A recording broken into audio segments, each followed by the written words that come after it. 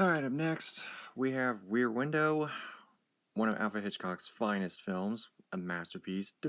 Go watch this movie, it's not even a question. It's one of the greatest thrillers ever made. James Stewart and Grace Kelly.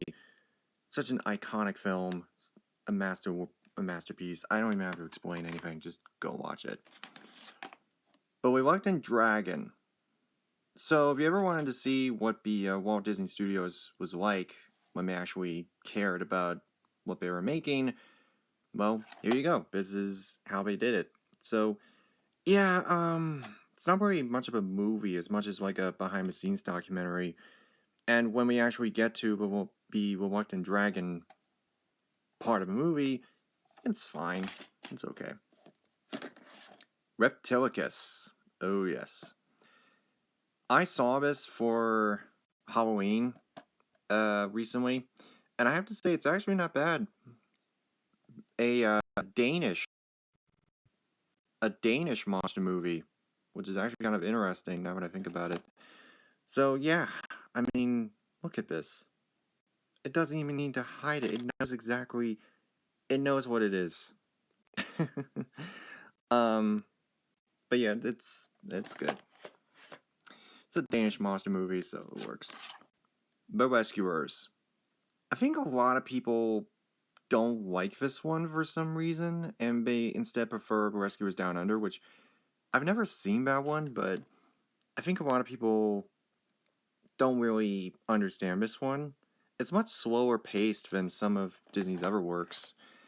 It actually deals with interesting subjects like kidnapping. It deals with uh, mature a mature subject like kidnapping, and this was the start of Disney's the first dark age of Disney. Reservoir Dogs.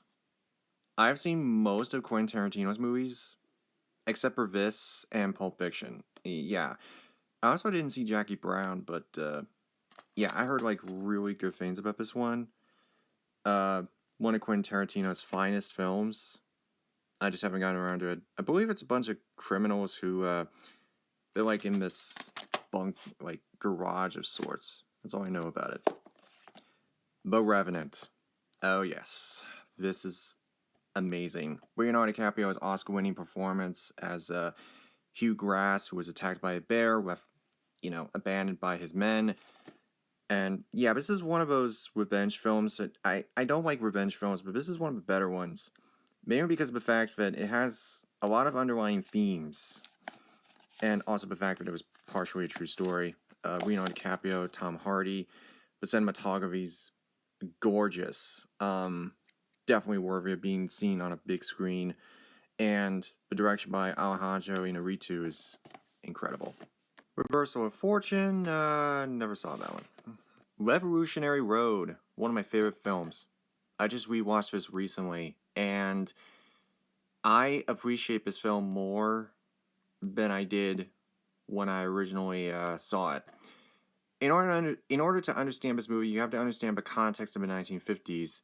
In the 1950s, around at the start of the 1950s, roughly 1949 to 1950, after the men came home from the war, they got married, had kids, lived in a nice house, and they were led to believe that if they got a good job, they were mainly office men, working in offices and stuff, did a good job. If they went to work, which was mostly offices, because that was mainly what the only real jobs that they could get at the time, do a hard day's work, come home to a loving wife and family, then they would be given all the prosperities and joys of life, keeping everybody in line. The women were always told that the household is their world and that there's no life for them outside of that. And the women were led to believe that if they stayed home and, cleaned the house all day and raised the kids, then they would be satisfied with life. But when you really read between the lines, you realize that it was never like that. Not even close. There were a good many women in the 50s who were not happy with their wives at all. And so they were essentially trying to break out of it. They were trying to break out of that lifestyle. And I know that's a lot a lot to swallow, but basically what I'm trying to say is that the 1950s Americans were led to believe this utopia that they could be happy in. Underneath the surface, it was all just a fantasy that Americans were led to believe. And this movie perfectly captures that mentality of what was really going on in 1950s households, particularly with women who they felt like they were led to believe that if they just stayed home and cleaned the house and raised the kids, that they would be happy, but they actually secretly weren't. And so how do you break out of that? And the chemistry between Leonardo DiCaprio and Kate Winslet is phenomenal, and oh my god, I love that movie so much. I appreciate it more now than when I first saw it. The Rain, I've seen this many times. It's not even funny. This is one of my favorite horror films. It's the best American version of a Japanese horror movie called Ringu, which I still have not seen yet. This was actually really scary, and it's actually still scary for me personally. It's still pretty terrifying film, and it's really effective, especially the ending. Like, the ending just gets you. That's why I didn't like the other movies, Rio, not a bad movie. Not a bad movie at all. Wasn't bad. I'm blanking on who's in here. Jesse Eisenberg. Yeah, I've seen this before. I have not seen the sequel yet, so I haven't seen it yet. Rio Bravo. Yeah, I haven't gotten around to this one yet, but this was Howard Hawks Western with Baduke, Dean Martin, and Ricky Nelson. Also with Angie Dickinson. I'll get back to her later. But, yeah. I've heard good things about this one. Howard Hawks directed this one. Actually, a lot of people don't know this, but Elvis was supposed to have been in that. Road to Perdition movie, although I'm not sure if this is supposed to be a crime film or a straight drama, because there are parts of this movie that are like a crime movie, but then there's other parts that are like a straight drama. But again, the acting is great across the board, the writing's good, so please check it out. Cheese Out of My League, it's okay. Not great. T.J. Miller, right? Yeah, T.J. Miller. Not really a fan of, like, teen raunchy comedies. Every once in a while they'd be decent, but, I don't know. Risky Business. This just got a Criterion release. And I'm really not even sure why. It's a decent movie with Tom Cruise and Rebecca De Mornay. It's got that famous scene of Tom Cruise dancing in his underwear to good old rock and roll, but Criterion worthy? Really? Rob Roy, a underappreciated adventure film with Liam Neeson, Jessica Lange, and an Oscar-nominated performance by Tim Roth. I believe this is set in ancient Scotland, right?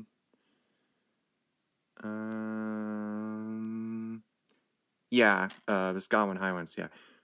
Pretty good movie. Pretty good. Rio Grande. Or is it Rio Grande? I don't really know how you pronounce it. Anyway, yeah, this is a really great film with Baduke and Maureen O'Hara. Baduke is the leader of a cavalry up against the Apaches. Yeah, I like this movie quite a bit. I'm not really the biggest fan of Baduke. Some of his movies are great, and some of them are basically just the same, but this is a good one right here. Next we have the Robin Hoods that I have. Of course, Adventures of Robin Hood is my favorite version of the Robin Hood legend, but this is my second favorite, the Disney one. The Disney one, I think, it's just a masterpiece. Absolute masterpiece. The anthropomorphic characters, the fantastic animation, oh my god, just really great. How they portrayed Prince John as this spoiled child, and the Sheriff of Nottingham is just like this funny jerk in a way. And and how, Robin Hood and Marion kind of knew each other at one point. But this is just absolutely fantastic. The different take on the story. It's just, oh my god, it's brilliant. Love that movie. One of Disney's finest films before they went into their first dark era. Robin Hood Men in Tights. This is the Mel Brooks one from '94, I believe. 94? 93. Okay, 93. Haven't seen that one. Basically, it was just making fun of the Kevin Costner one, Prince of Thieves, which I think you're either going to like it or you're not going to like it. Morgan Freeman, Christian Slater, Alan Rickman as the Sheriff of Nottingham, who's more evil than usual, and Mary Elizabeth Mastrantonimo, I can never pronounce her last name. The girl from the Abyss. Yeah, she's in here. Anyway, this is a good movie. It's decent, I suppose. It's fine, I did see the Taron Egerton one from 2018, which that wasn't bad. Maybe I'll pick it up one of these days. And as for the Russell Crowe one, I have not seen that one. I think I saw the Douglas Fairbanks one a long time ago, but I don't remember. Rock of Ages, this is the film based on a jukebox musical that premiered on Broadway sometime around 2012. And yeah, this is a pretty decent movie. Again, you either like it or not. Good cast though. Julian Hogg, Catherine Zeta-Jones, Alec Baldwin, Paul Giamatti, Russell Brand, and yes, Tom Cruise. This is another one of those films that celebrates the 80s.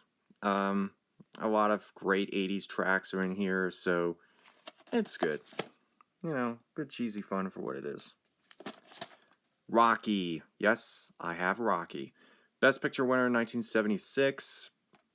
A film that sort of mirrors Sylvester Stallone's own life, how this movie was a 1,000,000-to-1 shot in the same way as how the character Rocky Balboa was given a 1,000,000-to-1 shot. Going up against Carl Weathers, Apollo Creed, and how, so this is a situation where, like, Sylvester Stallone wrote the movie and nobody knew it would become the success that it became. Nobody knew that at all. And so this is a very, very triumphant film. I haven't seen this in a very long time, but I have not seen any of the sequels. I've heard mixed things about the sequels. I haven't seen the Creed movies either. Alright, up next we have Rocky Horror Picture Show. Yes, I remember seeing this. I went to one of the midnight screenings, and they had Barry Bostwick and Patricia Quinn there. Barry Bostwick was Brad, and Patricia Quinn was one of Frankenfurter's, Tim Curry's assistants. And I tried dressing up like one of the characters, and when Barry Bostwick asked me who am I trying to be, I didn't really know how to answer, so I said nobody. And before I could explain what I was trying to do, he's like, "Be yourself, damn it!" Oh, it was funny, and it was just hilarious. Somebody was sitting next to us, and he was like, "Man, Bob is Switch," or something like that. It was really funny. One of the biggest cult films of all time. One of the biggest cult musicals of all time. So many memorable songs like the Time Warp, the song that Meatloaf sings. I'm blanking on what it was called. Hot Patootie, that's right. And very different kind of movie for sure. It's also a very significant movie for the LGBTQ community, so a very important film. Alright, up next we have the Rodgers and Hammerstein 3-pack. So this has The Sound of Music, Keen and I in Oklahoma. Now, I want to explain something real quick about this box set. This box set kind of sucks. And why is that? Because, alright, let me show you. So this is Oklahoma, just take this for example. And notice on the back here, it says anamorphic. What that means is that it fills up a whole screen. But if you open up the disc, it's not. It's the same disc that was printed back in, I think, 2001, where it was non-anamorphic and it was very bare bones. So the only one that was actually anamorphic was The Sound of Music, and I have absolutely no idea why. So that really sucks because these films are all classic. I grew up on the Roger and Hammerstein films. I grew up on these. I just grew up on these. My mom introduced them to me when I was like, I don't know, 15, and I've loved them ever since. I've actually been in Oklahoma before, twice, and so yeah, they're great films. Just absolutely fantastic. So many memorable things about them, and actually, The Sound of Music. Let me show you. My copy of The Sound of Music was signed by the girl who plays Marta in the film. Basically, she told us stories about how they auditioned like I don't know, like maybe 500 kids or something, and they were treated very nicely there during the set of the film, and they'd have like reunions and such. And yeah, Best Picture winner in 1965, Julie Andrews, Christopher Plummer. So many memorable songs. The Hills Are Alive, Do Re Mi, So Long Farewell. And I'm blanking on that one song that Christopher Plummer sings. What was that one song called? I'm blanking on what it was called, but it was very classic. Also, The Sound of Music was based on the true story of Marie von Trapp and the Trapp family of singers, and how they would eventually escape World War II. So there's a whole history behind it that is really incredible. And of course, Keenan and I, Yul Brynner's Oscar-winning performance as the King of Siam, along with Deborah Carr. Wait, Deborah Carr? Yeah, Deborah Carr. Where do I even begin? So many great tracks in there. And then Oklahoma, Shirley Jones, Gordon McRae, Oh What a Beautiful Morning, Just a Girl Can't Say No, They Gone About as Far as They Can Go, I believe it's called, Sorry with French on Top, People Will Say We're in Love. Oh man, it just brings back so many memories. Anyway, Roller Coaster. I've never found a better release of this movie. The only thing I remember about this movie was that it was basically a crime film where someone is trying to sabotage roller coasters. That's like the only thing I remember about this movie. If there's a better release of this movie, let me know. Roman Holiday. Oh yes, one of my favorite films. Audrey Hepburn's Oscar-winning first film as a princess who she can't stand her royal duties anymore, and so she runs away and meets a reporter played by Gregory Peck, and the two of them just have a really nice time in France together. This is such a charming, sweet, well-written film, and I really can't recommend this enough. Just a really sweet little movie. Great writing by Donald Trumbo. Fantastic costumes by Edith Head. And overall, just a very meaningful romance film. So, definitely recommend this if you're tired of Nicholas Sparks and whoever else romance writers popular right now. So, please check that out. It's one of my favorites. Royal Tenenbaums. I'm not sure if this got a re-release or not by Criterion. Anyway, yeah, this is a really good Wes Anderson film. Criterion number 157. Great cast. Gene Hackman, Owen Wilson, Luke Wilson, Angelica Houston, Danny Glover, Bill Murray. Who else is in here? Ben Stiller, Gwyneth Paltrow. Very nice little movie. If this is actually one of my favorite Wes Anderson movies, so check that out. Royal Wedding. Despite this being an MGM musical, this somehow lapsed into the public domain. I'm not really sure why. Fred Astaire, Jane Powell, and Peter Wofford. Of course, this has a great sequence, several great sequences where Fred Astaire is dancing with a hat rack, and of course, the famous scene where he's dancing on the ceiling, which a lot of people have speculated as to how he did that. And according to a MGM documentary that was produced in the 70s, that's included on the Bats Entertainment disc over there. I might have shown you that already. It was a rotating set, so he had to know when the set was going to turn, so that he could actually make his next move.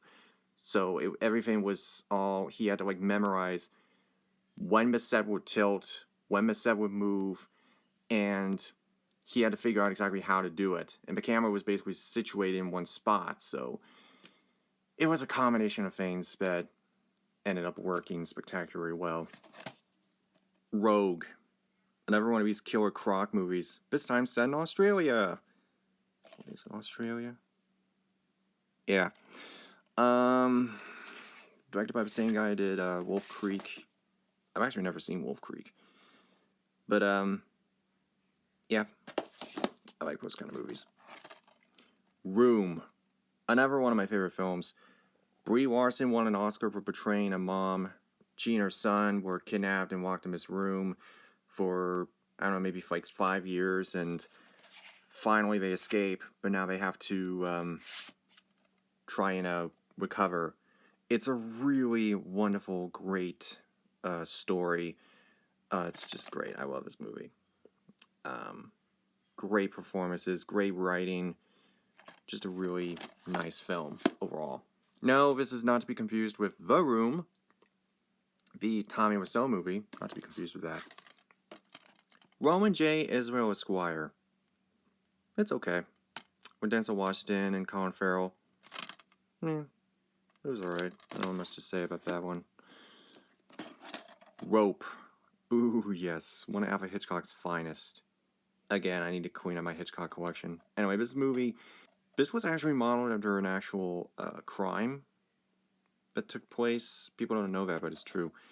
This was one of the first films to be filmed in one long continuous shot. And how Hitchcock did that was he essentially he had to memorize when the film would actually stop, when the film reel would actually stop. And when that happened, he would either move the camera against a sofa like this or behind somebody's back. And once new film was loaded into the camera, then the camera would pull back and continue on like normal. It was a really clever trick, and it really worked. So, excellent little film. Rosemary's Baby. Oh, man.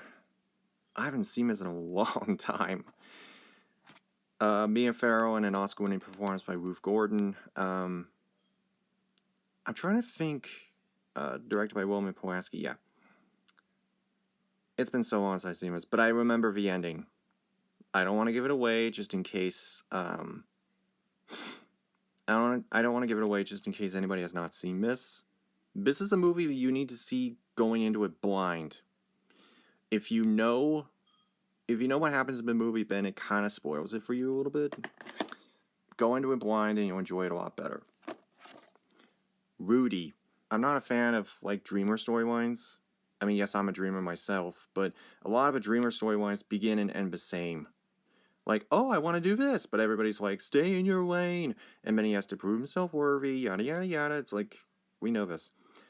But for ones that are true stories, like Rudy, they're the exceptions, because these are real people.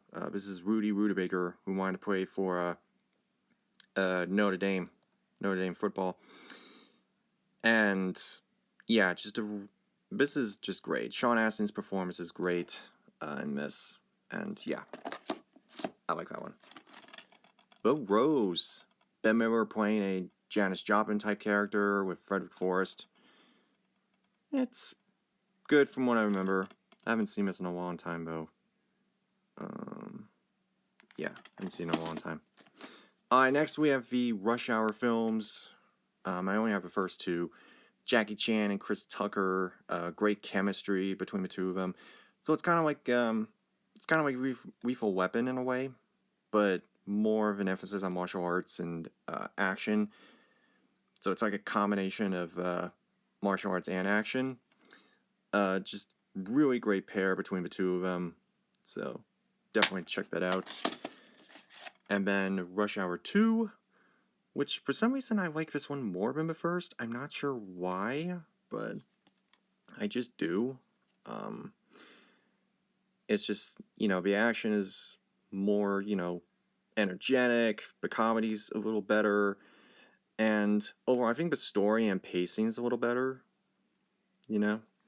I did not care for Rush Hour 3. I couldn't really care less for Rush Hour 3. I don't hate Rush Hour 3 or anything. It just isn't really that funny. Like, it's so bland to me.